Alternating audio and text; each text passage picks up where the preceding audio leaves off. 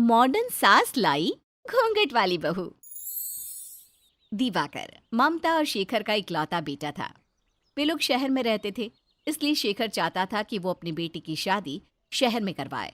तो वहीं दूसरी ओर ममता अपने बेटे की शादी गांव की एक लड़की से करवाना चाहती थी, ताकि वो हमेशा अपनी बहू पर अपनी चला सके।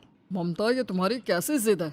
हम लोग शहर में रहते हैं और तुम खुद इतनी मॉडर्न हो, और इतनी मॉडर्न होकर अपने बेटे के लिए गांव की लड़की लेकर आना चाहती हो, वो भी ऐसी लड़की जो घूंघट में रहे। अगर मैं अपने जैसी मॉडल बहू ले आई तो मेरी बहू मुझ पर ही हुक्म चलाने लगेगी, और मैं नहीं चाहती कि मेरे घर में किसी और की चले, समझे आप? तुम चाहती क्या हो ममता, और क्या बोल रही हो? मुझे तो कुछ समझ में नहीं आ रहा। आपको कुछ समझ में आएगा भी नहीं, इसलिए आप चुप रहिए और मुझे मेरा काम करने दीजिए। करो तुम्हें जो करना है, शुरू से तो तुम अपनी ही चलाती आई हो। इस तरह से ममता अपने पति को चुप करवा देती है और अपने बेटे की शादी गांव की लड़की पूजा से करवा देती है। बहू, अब से ये तुम्हारा ससुराल है। तुम जानती हो ना ससुराल में बहू कैसे रहती है। जी माँ जी, मैं सब जानती हूँ। वेरी गुड, चलो फिर बाहर आ जाओ, पर घूंघट में आना। बाहर तुम्हारे ससुर जी हैं, पता है ना, ससुर और जेठ के सामने घूंघट में रहती हैं बहुएं। जी माँ जी। ममता के कहने पर पूजा घूंघट में बाहर जाती है। अपनी बहू का घूंघट देखकर शेखर ममता से कहता है, ममता, ये सब क्या है? बहू ने घूंघट क्यों किया हुआ है? बहू, इस घूंघट को हटा दो। ये आप कैसी बात कर रहे हैं? ये हमारी बहू के संस्कार है, और भूलिए मत, बहू हमेशा ससुर और जेठ के सामने घूंघट में ही रहती है। बहू, तुम अपना घूंघट हटा दो, कोई जरूरत नहीं है घूंघट में रहने की। मैं तुम्हारे पिताजी समान हूँ। पर पिताजी, मैं घूंघट नहीं हटा सकती। माँ जी बिल्कुल सही कह रही हैं। ये मेरे संस्कार नहीं है कि मैं अपने ससुर जी के सामने बिना घूंघट के घूमूं। ममता, तुमने बहू को बहुत अच्छी पट्टी पढ़ाई है, पर मेरी भी एक बात याद रखना, बहू ज्यादा दिन तक घूंघट में नहीं रहेगी, और एक दिन ऐसा आएगा जब तुम अपनी मनमानी नहीं कर पाओगी। मेरी खुशी तो आपसे देखी ही नहीं जाती। बहू, जाओ किचन में जाकर हमारे लिए चाय बना दो।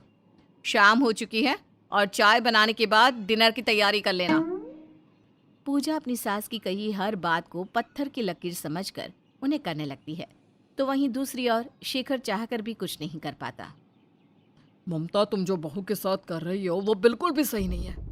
तुमने सोचा है, अगर कभी सोसाइटी वाले हमारी बहू को घूंघट में देखेंगे तो तुम्हारे बारे में क्या सोचेंगे? क्या सोचेंगे?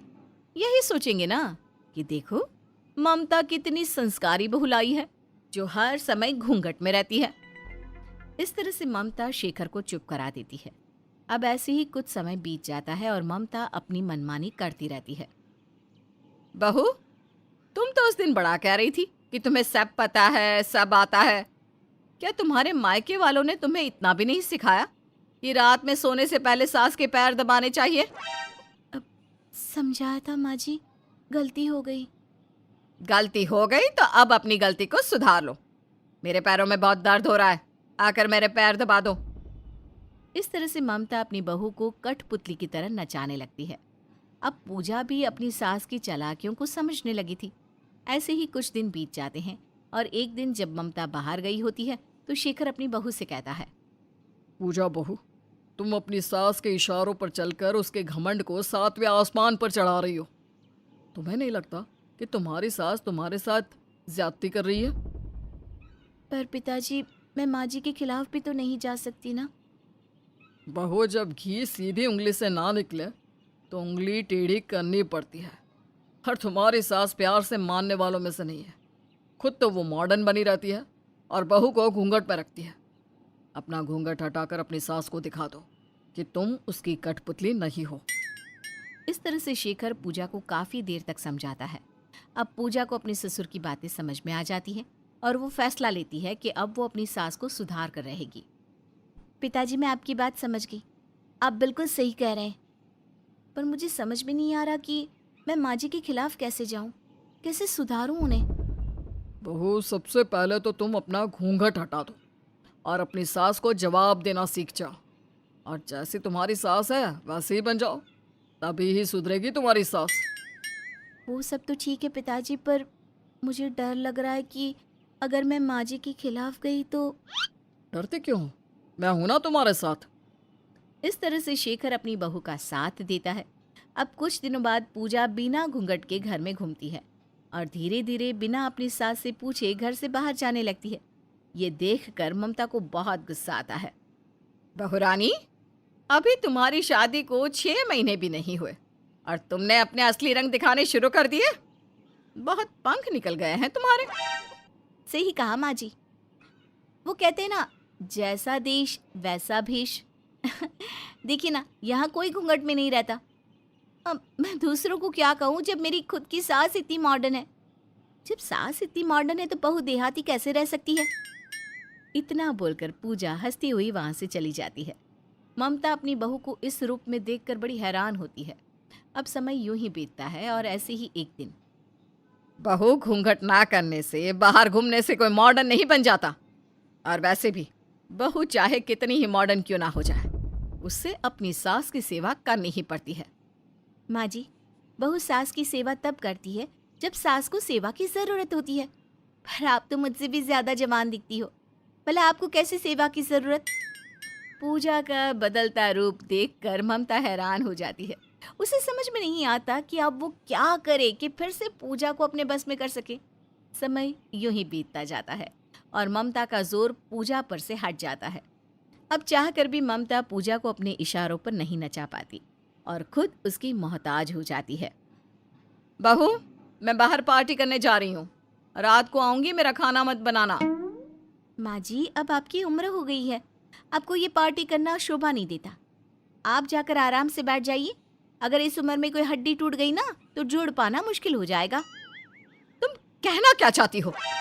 मैं तो बस यही कहना चाहती हूँ कि शाम हो गई है, अब आपको बाहर जाने की जरूरत नहीं है। याद है ना, अभी कुछ दिन पहले ही तो बिस्तर से उठी हैं। अगर इस बार फिर तबीयत खराब हो गई तो कौन करेगा आपकी देखभाल। अपनी बहू की बात सुनकर ममता गुस्से में कमरे में चली जाती है और रोती हुई शेखर से कहती है, सही कहा था शेखर जी आपने। इस लड़की से तो अच्छी मैं शहर की बहू लाती। घूंघट वाली बहू आज मुझे ही भारी पड़ गई। कहते हैं ना ममता, जैसी करनी वैसी भरनी। तुमने भी बहू को बहुत नचाया, अब तुम्हारी बारी है। मेरे साथ ऐसा होगा मैंने कभी नहीं सोचा था। क्योंकि अब पूजा अपनी सास को अपने इशारों पर नचाती है, जिस वजह से ममता को अपने किए का अफसोस होता है और उसे वो सब याद आता है जो कभी उसने पूजा के साथ किया था। और इस तरह से पूजा अपने ससुर के साथ मिलकर अपनी सास को सीधा कर देती है। शो ऑफ वाली बहू। नेहा के शौक बड़े निराले थे। दिखावा और शो ऑफ उस पर भरा पड़ा था। एक दिन, अरे रीमा, ये क्या, कैसा स्वेटर पहना है, सिलाई कितनी मोटी है। मेरी माँ ने बनाया है ये स्वेटर। देखो, इतनी सर्दी है लेकिन मुझे पसीने आ रहे हैं। ओ यार, आज के जमाने में कौन पहनता है माँ के हाथ का स्वेटर। अरे मैं तो कहती हूँ आज के समय में माँ के हाथ का खाना भी नहीं खाना चाहिए।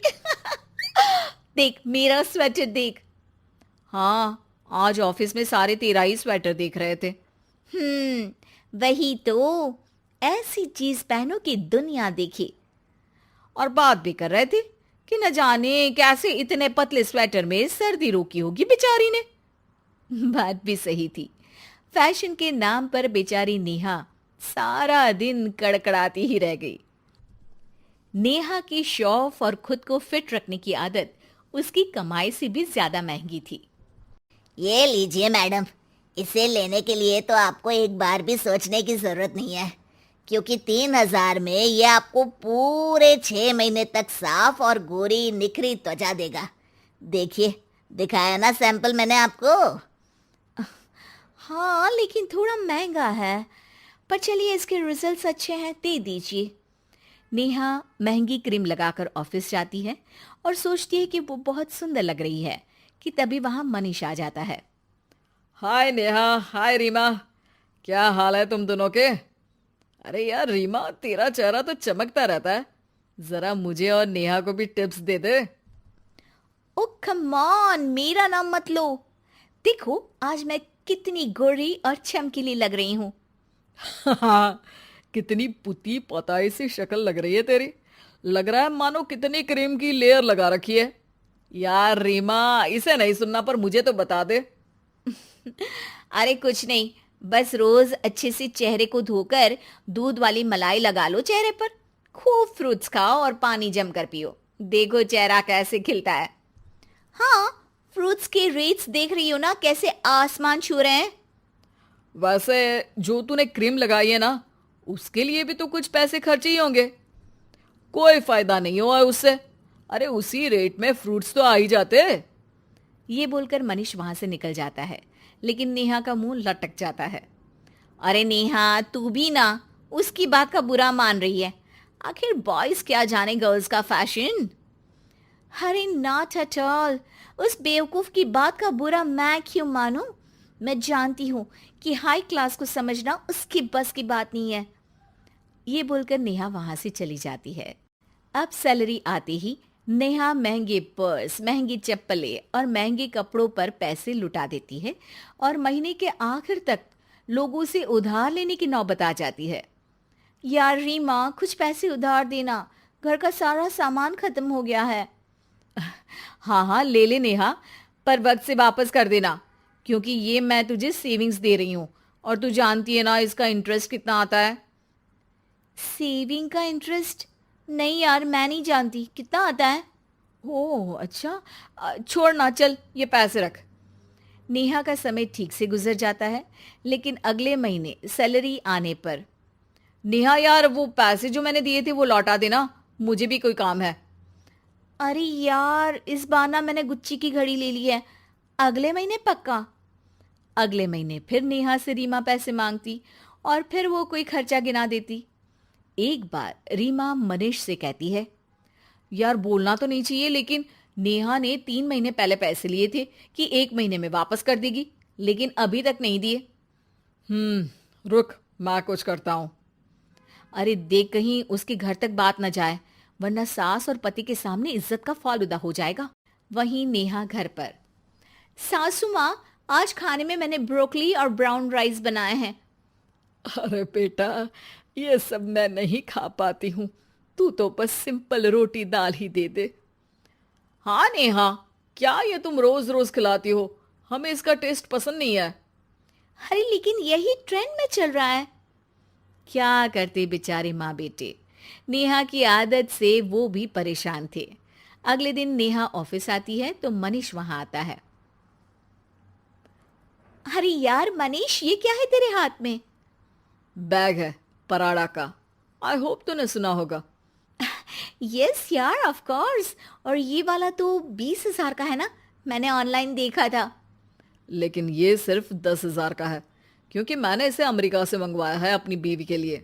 मेरी बहन रहती है ना वहाँ, तुम तो जानती हो इंडियन करेंसी और डॉलर के बीच का अंतर।